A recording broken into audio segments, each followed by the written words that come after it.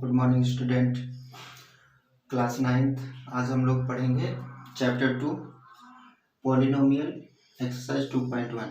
कल हमने question divide का इसमें वीडियो डाला था। डिवाइड का क्वेश्चन था, वो अच्छा क्वेश्चन था, क्लास 10 का था। लेकिन डिवाइड का क्वेश्चन आपके में भी क्वेश्चन पूछा जाता है, इसलिए उसको समझना। आज हम लोग पॉलिनोमियल चैप्टर तुम्हारे में भी है, तो हम लोग पढ़ते हैं chapter 2 polynomial exercise 2.1 NCERT book से। ठीक है, पहला क्वेश्चन है क्वेश्चन 1। क्वेश्चन है which of the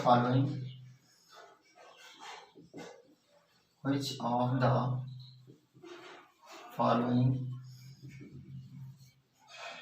expression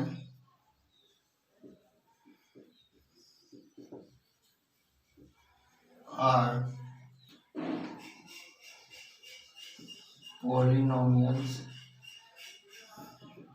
in one variable and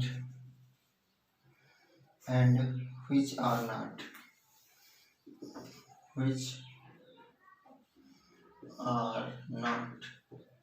ठीक, कह रहे हैं कि ये वेरिएबल है कि नहीं है, पॉलिनोमियल है कि नहीं है। तो कुछ क्वेश्चन ले लेते हैं। पहला क्वेश्चन है 4x² - 3x + 7। दूसरा क्वेश्चन है y² + √2। तीसरा क्वेश्चन है इसी में 3√t + t√2। अगला क्वेश्चन है y/2/y। और अगला क्वेश्चन है, ठीक है, मैसेज पढ़ लेते हैं। देखो, सबसे पहले बात कैसे जानेंगे पॉलिनोमियल है या नहीं। तो देखो, पॉलिनोमियल का मतलब होता है क्वाड्रेटिक इक्वेशन द्वारा। ठीक है, तो देखो लिखा 4x² + -3x + 7। तो अगर यहाँ पे देखा जाए तो x⁴ है, तब इसके फैक्टराइज करेंगे तो x के 2 वैल्यू मिलेंगे। कहने का मतलब x इसमें जो है ना तो रूट में है ना तो अपान में है, इसलिए ये क्वाड्रेटिक इक्वेशन मतलब बनेगा, अर्थात ये पॉलिनोमियल कहलाएगा। पॉलिनोमियल ये हो जाएगा पहला वाला। यस, दूसरे वाले में आते हैं। ये भी तुम्हारा y² है, जबकि अगर इसी जगह जैसे √2 लिखा है, इसी जगह √y होता तो ये पॉलिनोमियल नहीं होता। ठीक है, ये नंबर में लिखा है तो नंबर से कोई मतलब नहीं है, इसलिए ये भी पॉलिनोमियल होगा। ठीक, ये भी होगा। इधर आ जाओ। अभी देखो यहाँ पे बात कर रहे थे, तो यहाँ पे देखो रूट में है t, जबकि यहाँ पे बाहर है। यहाँ पे अगर रूट में ना होता, t² होता तो पॉलिनोमियल हो जाता, इसलिए पॉलिनोमियल नहीं होगा। ठीक, इसमें आ जाओ। इसमें देखो 1/y होगा, 2/y है, इसका मतलब ये इनवर्स में आएगा, इसलिए अगर इसको एलसीएम लेंगे तो y² + 2 तो बनेगा, लेकिन ये अपान में होगा तो पॉलिनोमियल नहीं होगा। बिल्कुल बहुत ईजी है, समझना है आपको। ठीक है, इसी में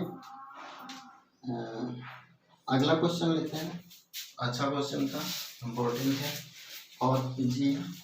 दूसरा क्वेश्चन ले लेते हैं इसी एक्सरसाइज से। क्वेश्चन नंबर 2 है राइट द कोएफिशिएंट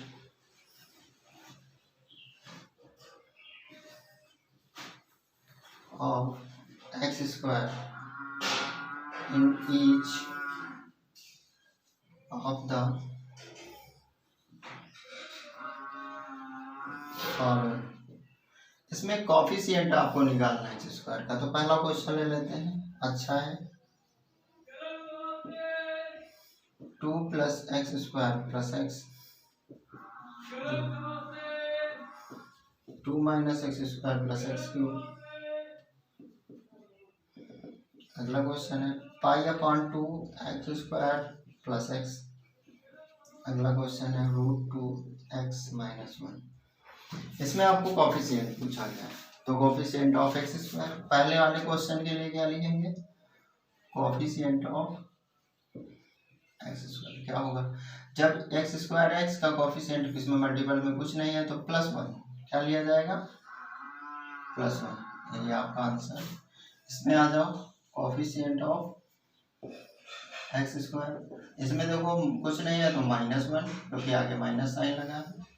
इसमें देखो coefficient of x square, coefficient of x square क्या होगा, देखो एक्स स्क्वायर का मल्टीपल है π/2, ठीक है, ये आपका आंसर होगा। इसमें कोफिशिएंट ऑफ एक्स स्क्वायर, लेकिन एक्स स्क्वायर है ही नहीं तो coefficient of x square is 0, ये आपका आंसर होगा, ठीक है। अगला क्वेश्चन एक और ले लेते हैं, ठीक, बढ़िया सा समझ के पेयर में बना लीजिएगा, नोट कर लीजिएगा, आप कॉपी में 2-3 बार इसको रिवाइज करिए। अगला क्वेश्चन एक और ले लेते हैं, क्वेश्चन नंबर 3 लिखा है give one example each of A binomial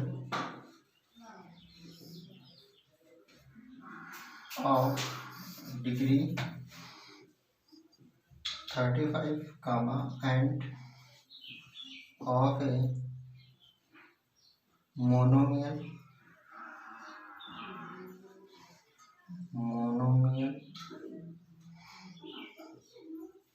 of degree